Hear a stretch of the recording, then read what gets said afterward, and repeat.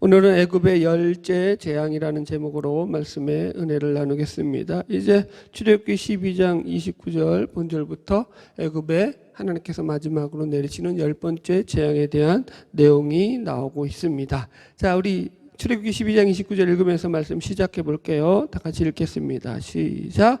밤중에 여호와께서 애굽 땅에서 모든 처음 난 것 곧 왕위에 앉은 바로의 장자로부터 옥에 갇힌 사람의 장자까지와 가축의 처음 난 것을 다 치심에. 예.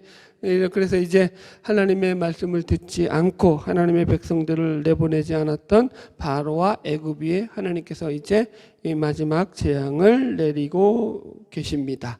그래서 여기서 말씀에 보면은 하나님께서 쉽게 이렇게 풀이할 수 있죠. 주어가 하나님이고 목적어가 애굽의 장자들과 애굽의 처음 난 것들을, 그 다음에 동사가 다 치심에, 그죠? 다 치셨다.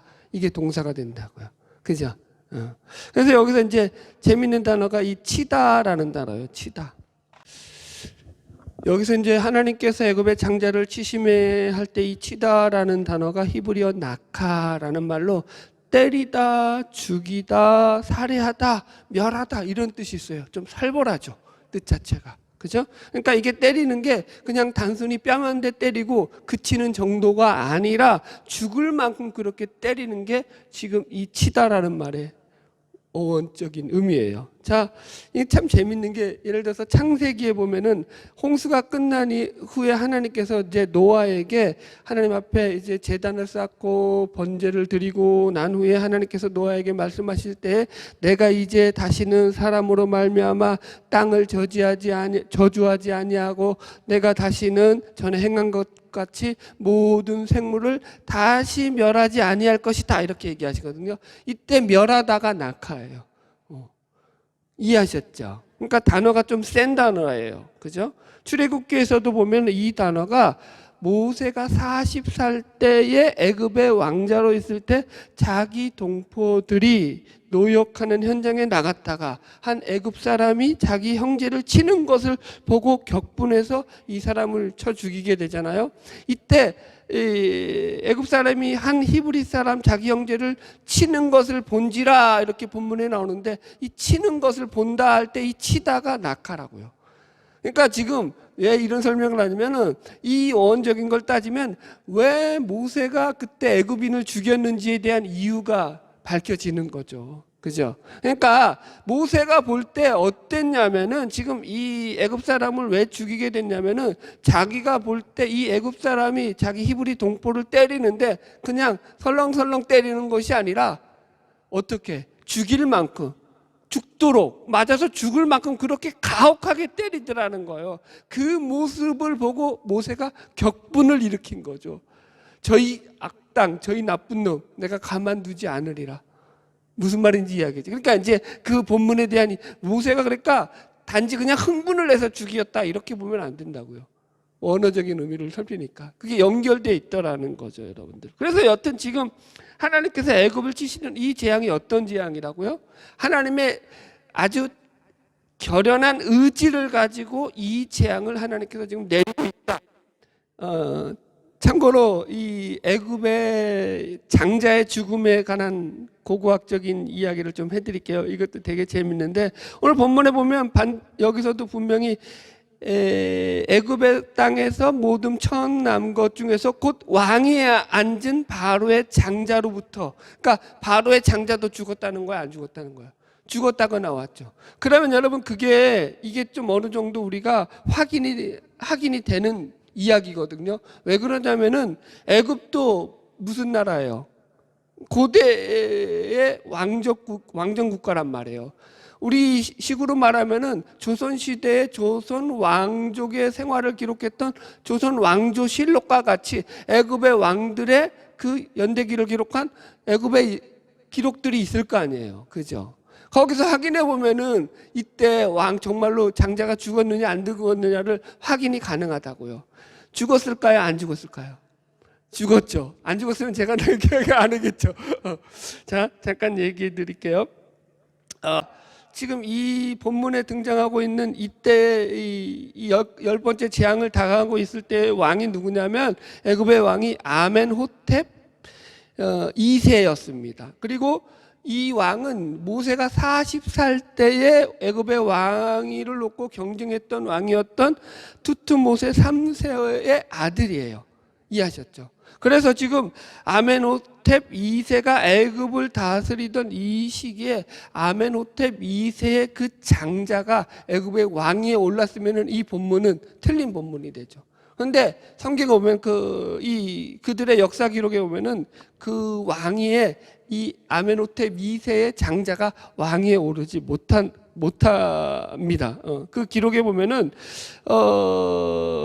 애굽의 왕이 된 사람이 누구냐면 투트모세 4세예요. 물론 이제 아멘호텝 2세의 아들이긴 한데 장남은 아니에요.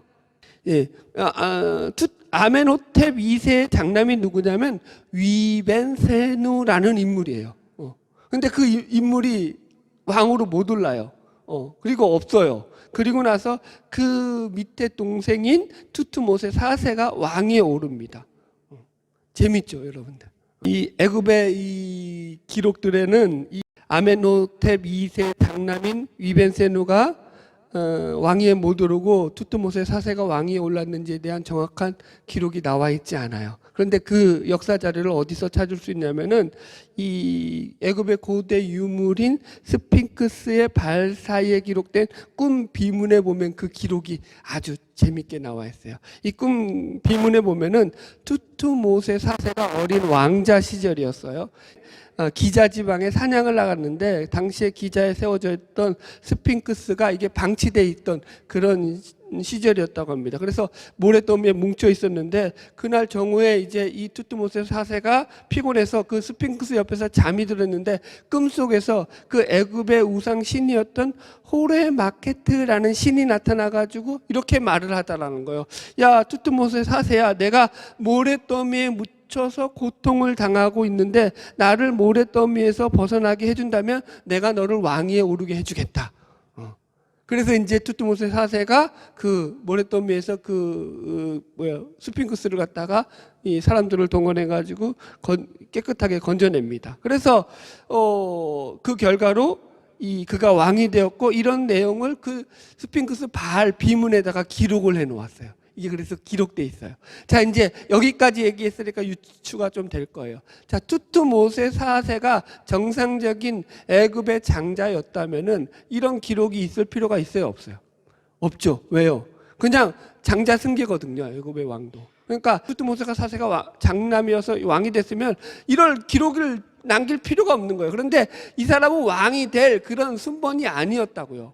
왕이 될 그게 안 되었는데 지금 어떤 일로 인해서 이 사람이 왕이 된 걸 그렇게 이제 어떤 꿈 비문 비석문에 나오는 이런 어떤 이상한 사건을 기록을 해서 이 사람이 왕위에 올랐다라고 지금 기록하고 있다고요. 그렇다라는 것은 이 사람이 정상적으로 왕이 된 사람이 아니라, 그죠? 무슨 말인지 알겠죠? 지금 이 아멘호텝 2세의 장남이 없다라는 거예요. 죽었다라고 고고학적인 그 증거 속에서도 그 자료가 나와요. 자, 본문 계속 읽어 나가겠습니다. 30절 시작.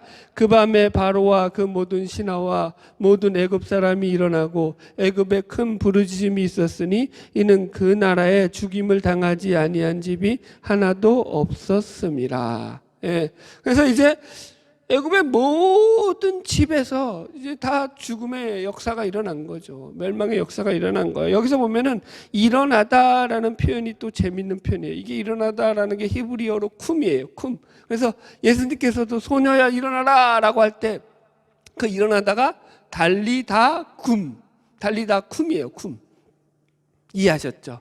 이 달리다가 어린 소녀라는 뜻이고 쿰이 일어나라는 거예요. 그래서 소녀야 일어나라가 뭐라고요? 달리다 쿰, 이 말인 거예요. 이 쿰이 그래서 일어나다 세우다 이런 뜻이 있거든요. 수축하다. 그래서 이게 지금 말씀을 이 뜻으로 풀이하다면 지금 여기서 일어난 것은 비몽사몽간에 잠도 못 깨어서 그냥 정신없이 일어난 그런 상태가 아니라 정신이 번쩍 들어가지고 어떤 그 충격에 의해서 호들갑스럽게 놀래가지고 번쩍 깨어나서 일어난 그 이야기를 얘기하는 거예요, 여러분들. 이해하셨죠? 이렇게 비유를 들어볼까요? 제가 예전에 아주 어린 시절이었어요. 제가 살던 집 앞에서 큰 시장통에 살았거든요. 제가 이제 시장통에 살 때 큰 불이 난 거예요, 앞에. 그러니까 밤에 불이 나니까 사람들이 난리가 난 거 아니에요. 자다가 말고 막 시끄럽고 앰뷸런스 소리가 윙윙 나니까 어떡하겠어요. 나와가지고 이제 우리는 어릴 때니까 저는 그때는 불구경하는 거지. 막 정신이 바짝 들더라고요. 막 불이 앞에서 막 앞집에 불이 막 타고 있고 소방차 들어와가지고 막 난리치고 불 끄고 사람들은 막 어떻게 하고 막 그렇게 했던 기억이 나요.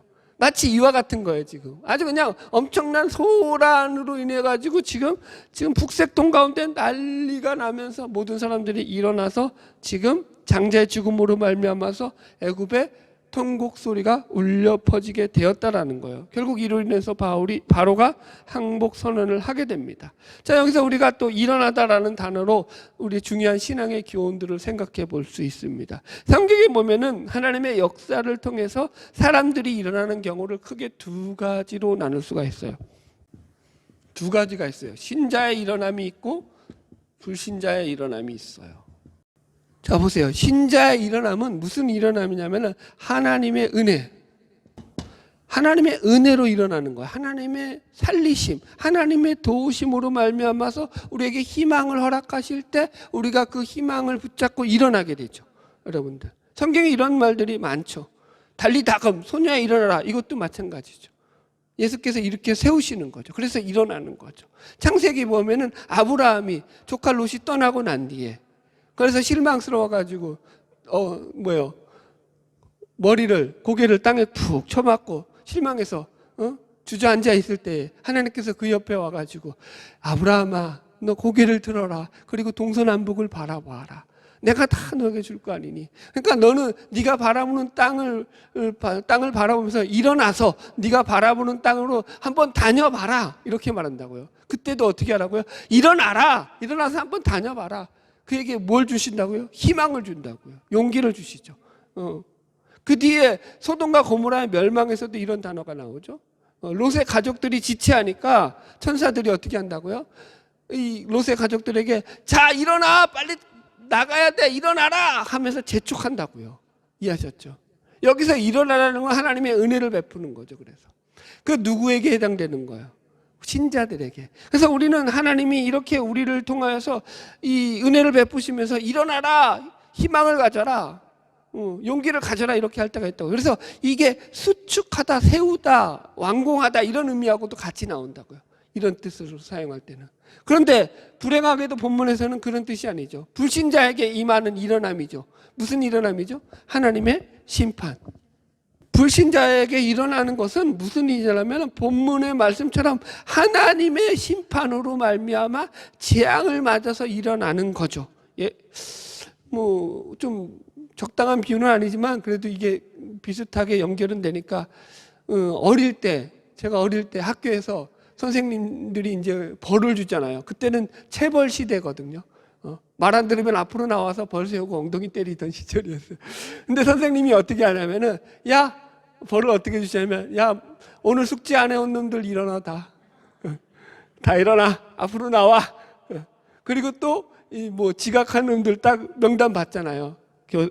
교생들한테 받으면 딱 그거 갖고 어떻게 하냐면은 자, 내가 이름 부를 테니까 앞으로 나와, 지각한 놈들. 아무개 누구누구로 일어나서 앞으로 쭉 나온다고요. 그러면은 칠판에 대고 엎드려 뻗쳐. 그럼 칠판 붙잡고 딱 엎드려 뻗쳐 있으면은 딱 해체를 들고 한 대씩 뻑뻑 때리면서 그렇게 벌을 주셨거든요. 무슨 말인지 이해가죠. 이때 이름을 불러서 일어나는 건 좋은 거예요, 나쁜 거예요? 나쁜 거예요. 지금 이런 본문의 이야기하고 비슷하다고요. 지금 여기서 일어나는 것은 하나님의 영광을 위함이 아니라 하나님의 심판과 사망과 또 재앙과 절망 가운데 일어나는 비참한 일어남이죠. 여러분들, 그럼 우리가 어떤 자들로 일어나야겠어요? 하나님의 은혜로 말미암아 일어나는 자들이 되기를 주의 이름으로 축복합니다.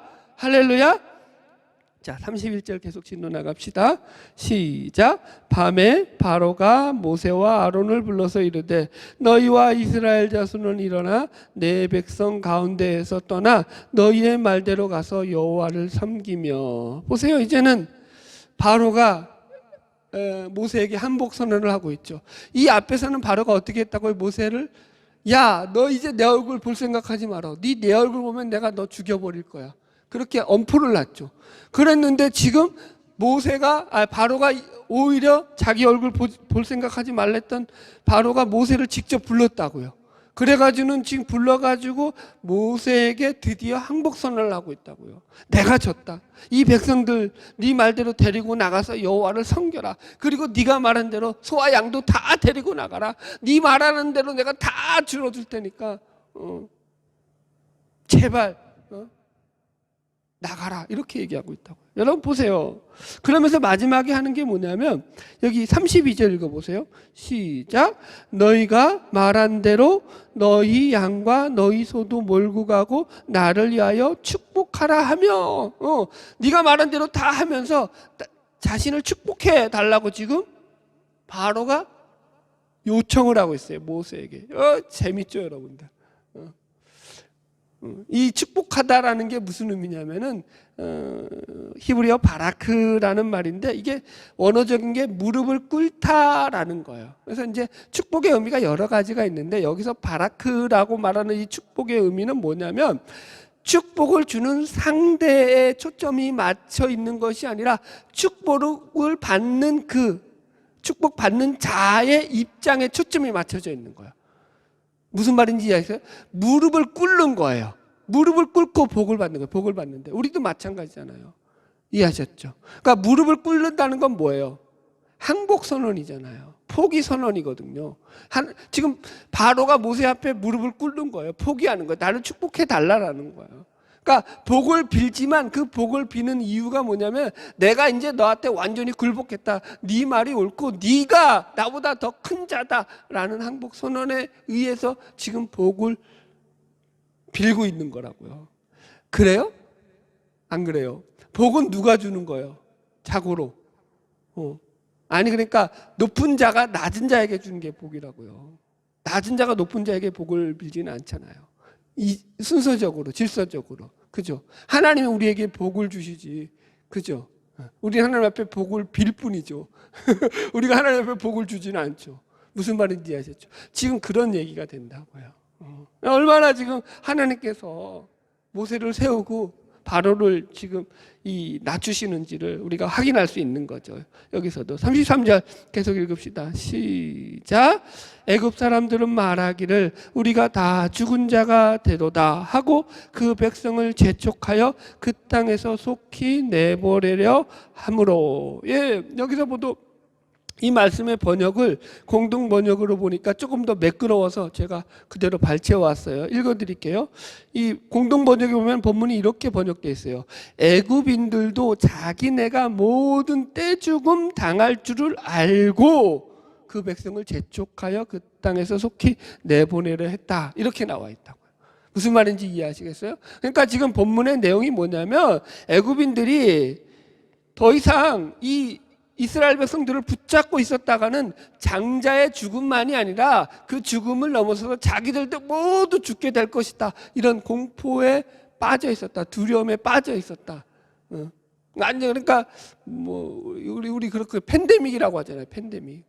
공포 상황에 지금 빠져 있는 상황이라는 거예요. 그래서 지금 이 10번째 재앙을 통해 가지고 이들이 지금 아주 큰 공포감과 두려움을 느끼면서 이스라엘 백성들을 보고도 두려워했다라는 거야. 그래서 재촉해서 내보내려고 했다고요. 재촉하다라는 게 뭐냐면 압력을 넣다 이런 말이에요. 그러니까 큰 공포와 두려움으로 말미암아서 애굽인들이 누구나 할 것 없이 다 똑같이 누가 먼저라고도 할 것 없이 모두가 다 그들 마음속에서 야 빨리 저 이스라엘 백성들 내보내야 돼. 누구로부터 누구까지? 바로로부터 저 밑에 있는 모든 애국 시민들까지 국민들까지 전부 다 지금 다 빨리 이제는 이스라엘 백성들을 내보내려고 그렇게 마음을 품게 되더라는 거예요. 여러분들 제발 부탁이다. 이제 좀 나가달라고. 여기서 제발 좀 떠나줘. 이렇게 얘기하더라는 거예요. 자, 재밌죠? 계속 읽겠습니다. 34절 시작.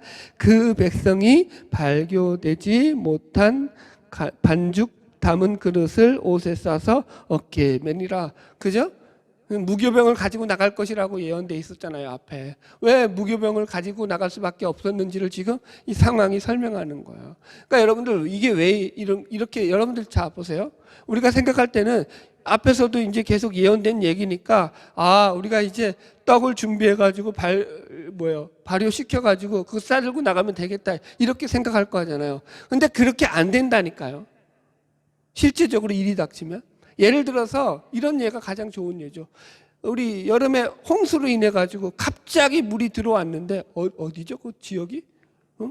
갑자기 물이 그냥 지하실에 차는데 얼마 걸렸다고요?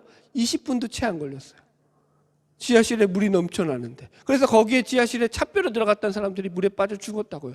처음에 그 얘기 들을 때는 분명 비가 온다 그랬고 홍수가 날 거라고 해서 조심하라고 했는데 왜 그거를 대비를 못 해가지고 지하실에 갔다가 사람들이 죽지? 라고 우리가 생각할 수 있잖아요. 그게 그렇게 생각대로 안 된다고요. 갑자기 확 일어난다고요. 지금 상황도 갑자기 확 밀어닥쳐서 자기들의 생각보다 훨씬 더 빠르게 지금 이 일들이 전개되고 있었음을 지금 본문이 설명하고 있는 거예요. 자, 35절 36절 시작.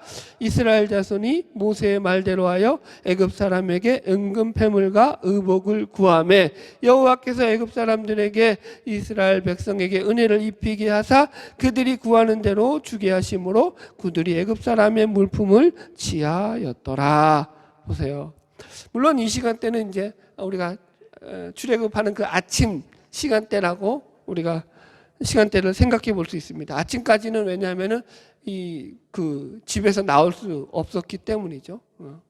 여튼 그래서 지금 이 본문들은 하나님께서 이스라엘 백성들에게 애굽에서 나올 때 너희들이 이렇게 나올 것이다라고 했던 약속의 말씀들이 그대로 다 성취되고 있는 말씀들이라는 것을 우리가 확인할 수 있습니다. 그래서 지금 이런 내용들을 통해서도 하나님의 말씀이 그대로 이들 가운데 이루어지고 있음을 우리가 분명히 확인하는 거죠. 여러분, 자, 오늘 우리가 이 애굽의 10번째 마지막 재앙에 대한 말씀을 나누었습니다. 그래서 이 밤은 이스라엘 백성들에게는 하나님께서 그들에게 구원을 허락하신 그 구원의 밤이요 은혜의 밤이었지만 애굽과 이 바로에게는 재앙과 심판의 밤으로서 절망과 죽음의 밤이 되었던 것입니다. 자, 여러분, 우리가 여기서 분명히 염두에 둘 것은 하나님은 공의의 하나님이시며 심판의 하나님이시기도 하시다라는 거예요. 하나님의 심판을 무시하는 것만큼 어리석은 일은 없다라는 거죠. 창세기 처음에 범죄한 인간들을 향해서 하나님께서 홍수로 이 세상을 다 갈아엎으셨죠.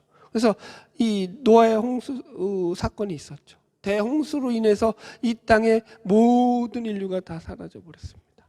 사람들은 그걸 갖다가 우습게 생각하죠. 그러나 지금도 이 지구상에는 그 물로 이 땅이 심판받았다는 증거들이 이 지구 전역에 남아있죠. 이 지구상에 있는 이 지층의 대부분의 지층은 어떻게 이루어져 있다고요? 무지개 떡처럼 떡가래층 지층으로 이루어져 있죠. 이 지층이 이루어지는 것은 물에 의한 태직 뭐라고 해 이거? 태적. 물에 의한 태적으로만 이렇게 이 지층이 이루어져요. 무슨 말인지 알겠죠? 진화론자들이 얘기하듯이 이게 흙이 쌓이고 쌓여서 이루어지는 그런 지층이 아니에요. 그러니까 지금도 전 세계는 노아의 홍수에 대한 증거들이 심판으로 말미암은 그 전 세계 물로 심판받았던 증거들이 전 세계에 깔려 있잖아요. 여러분들. 소돔과 고모라의 심판. 사해 북쪽 옆에 가면은 소돔과 고모라로 추정되는 그 성읍이 그 불탄 그 흔적들이 그대로 남아 있습니다. 성경에 뭐라고 하나님이 나와 있냐면 심판하셨냐면은 하늘에서 불과 유황이 비처럼 내렸다고 했어요. 여러분들. 자, 이게 하나님의 심판임을 증거할 수 있는 증거가 뭐냐면 그 사해 그 북쪽 지방의 불로 소멸된 그 지역 성읍을 가보면은 지금도 그곳에는 이 유황볼이라고 하죠. 볼. 이 동그란 구. 이 볼들이 여기저기 굴러다니고 있어요. 여러분들. 그리고 그 속을 파면은 고열로 인해 가지고 그것이 전멸됐음을 알려주는 그런 고열로 전소되었다는 흔적들이 그대로 남아 있어요. 그게 왜 그러면은 증거가 되냐면은, 자 보세요. 지금 세계 어디에도 이 불로 인한, 고열로 인한 어떤, 그러니까 화재로 인하든지 아니면은 뭐요, 화산 폭발로 인해 가지고 그 마을이 전소되거나 없어졌다고 했을 때 이런 증상이 나타나지 않는다고요. 화산이 됐든 무슨 화재가 되었든 유황볼들이 생겨나지 않는다고요. 유황볼이 생겨나서 그런 고열로 인해서 그렇게 불탄 지역으로 점소된 지역은 여기밖에 없다고요. 유일하게 전 세계에서. 성경에 나온 그대로라고요. 심판의 흔적이라고요.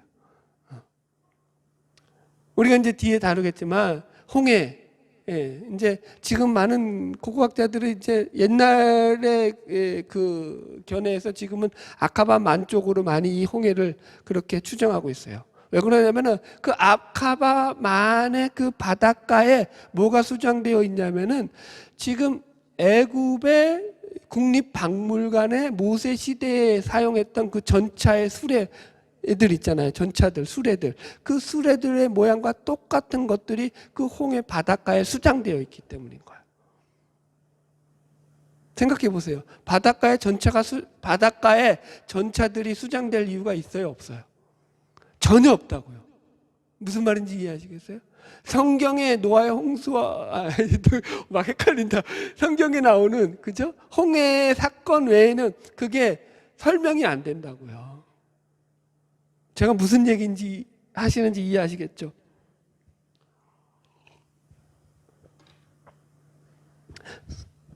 이 지구상에는 지금도 하나님의 심판으로 멸망받았다라는 증거들이 수두룩 빽빽하게 존재하고 있다고요.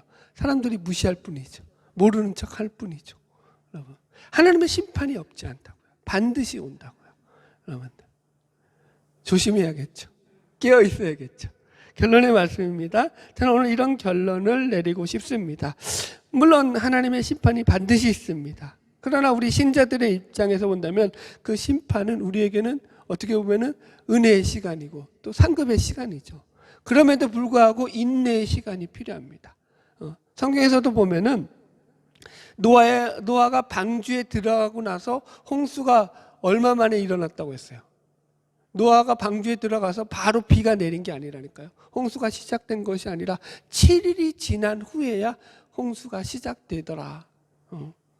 성경에 그렇게 나와 있어요. 여러분, 우리는 이제 노아가 방주에 들어갔으니까 바로 비가 내려서 온 지면에 물이 가득 차면은 그럴듯해 보일 것 같은데 하나님께서는 그렇게 일을 안 하시더라는 거예요. 하나님께서 노아가 방주에 들어가고도 7일 동안 그 방주 속에서 기다리게 하시더라는 거예요. 여러분들, 사실 이게 제일 겁나는 거죠. 노아에게 이 7일은 어떤 7일이었을까요? 진짜로 인내의 7일이었을 겁니다. 생각해 보세요. 방주에 들어가자마자 비가 오고, 그죠? 물이 차올랐다고 하면은 노아가 어떤 마음을 가졌을까요? 처음에야 감사하죠. 하나님 앞에, 야, 정말로 하나님께서 말씀하신 대로 그대로 홍수가 일어나는구나. 앞에 감사하며 찬양하며 온 가족이 하나님 앞에 예배를 드렸겠죠. 처음에야 그랬겠죠. 그러나 그 감정은 곧 식죠. 그 뒤로 생겨나는 마음이 어떤 마음이었을까요, 여러분들? 여러분, 교만한 마음이 안 생길까요? 비록 하나님의 명령이었지만 어쨌든 자기가 그 명령에 순종해서 자신의 노력으로 방주를 만들었잖아요. 그리고 나서 지금 자기 가족들이 모두 살아남았으니까 얼마나 자기 마음에 흡족한 마음이 있었겠어요. 그죠? 그러면서도 자기 공로에 대한 그 마음이 왜 인간인데 안 생기겠냐고요. 그 교만함이 왜 안 생기겠냐고요. 누구나 생긴다고요. 인간은 죄인이라니까요, 여러분들. 그만할 뻔, 더 나갈 뻔했어요. 여기까지만 합시다. 참, 그게 너무 이게 보이잖아요. 안 그래요? 하나님이 그거 막으신다고요. 7일 동안 기다리면서 노아에게 못 깨닫게 하시는 거예요. 노아가 7일 동안 기다리면서 비 안 와, 방주에 들어갔는데 하루가 지나도 비가 안 와, 이틀이 지나도 비가 안 와, 3일이 지나도 비가 안 와. 3일 정도는 견뎌. 그런데 4일이 지나도 비가 안 와. 그때부터 초조한 마음이 들겠어요, 안 들겠어요? 이거 뭔가 이상한데 밖에 나가봐야 되나? 나가볼 마음이 들겠어요, 안 들겠어요? 응? 돌아볼 마음이 들겠어요, 안 들겠어요? 하늘은 멀쩡해요. 천장에 뚫린 그 방주 문을 열어보면은 비는커녕 그죠? 더 맑아요. 아주 개었어요. 홍수가 일어날 조짐은 1도 안 보인다고요. 여러분, 노아의 마음이 어떻겠냐고요. 그때 저주하죠. 하나님이 그거 연단시킨다고요. 너 그런데 방주에 나가면 돼, 안 돼? 방주에 나갔다가 그때 비 오면 끝나는 거예요. 나가지도 못해. 하나님의 명령이니까. 방주 안에서 꼬박 7일 동안, 일주일 동안 기다려야 됐다고요. 하나님이 거기 속에서 깨버리신다고요. 네 공로 하나도 없다. 내가 다 이루어 가는 거야. 내 뜻이야. 매일매일 하나님의 인도하심 속에서 하나님이 하시지 않으면 안 이루어지고 하나님이 하시면 이루어지는 거야. 7일 기다리는 동안 노아가 여러분 겸손해졌을까요? 안 겸손해졌을까요? 겸손해졌죠. 여러분, 우리가 그런 존재라니까요. 하나님이 그 일을 이루시는데 그렇게 일을 하시더라는 거예요, 여러분들. 지금도 마찬가지잖아요. 우리 입장에서는 하나님의 심판이 빨리 왔으면 좋겠죠. 마지막 날이 빨리 왔으면 좋겠죠. 그래서 하나님의 백보제 심판 앞에서 잘하였다, 착하고 충성된 종아 칭찬 듣고 상급받고 천국에 올라가서 왕로로 타면 좋겠죠. 그죠? 우리는 그걸 다 소망하고 있잖아요. 그런데 하나님이 그렇게는 안 하신다고요. 참 기가 막히시죠. 여기서 살 거 다 살게 하셔요. 인내할 거 다 인내하게 하셔요. 빨리 그날이 왔으면 좋겠는데 하나님 그렇게 안 하시고 이 땅 가운데서 우리가 인내하면서 하나님 나라를 이루어가는 삶을 살아가게 하시더라는 거예요. 우리가 인내할 수 있는 그 비결이 바로 오늘 본문에 숨어 있죠. 그럼에도 하나님의 그날은 곧 돌아온다. 마지막 그날은 반드시 이루어진다. 여러분 보세요. 예수님의 분명한 경고가 있었죠. 사람들이 말세에 어떻게 한다고요? 노아의 때와 같이 먹고 마시고 시집가고 장가들고 소 팔고 밥 팔면서 자기 좋을 대로 다 하고 살다가 그날이 오는 것을 안다고 했어요? 모른다고 했어요? 모른다고 했다. 갑자기 임한다고요. 그때는 그러나 때는 늦으리. 우리는 그날과 그때를 기억하며 끼어서 준비하는 자로 그래서 살아가는 거고요. 얼마나 기가 막힙니까, 여러분? 그래서 심판은 아주 극렬하게 대조돼 있어요. 하나님의 심판은 극렬하게 대조돼 있다고요. 그 날을 기억하며 사는 자들과 그 날을 잊어버리고 사는 자들로서. 할렐루야. 날마다 그 날을 기억하면서 인내하면서 믿음으로 잘 살아나가는 저와 여러분 되기를 주의 이름으로 축복합니다. 기도하겠습니다.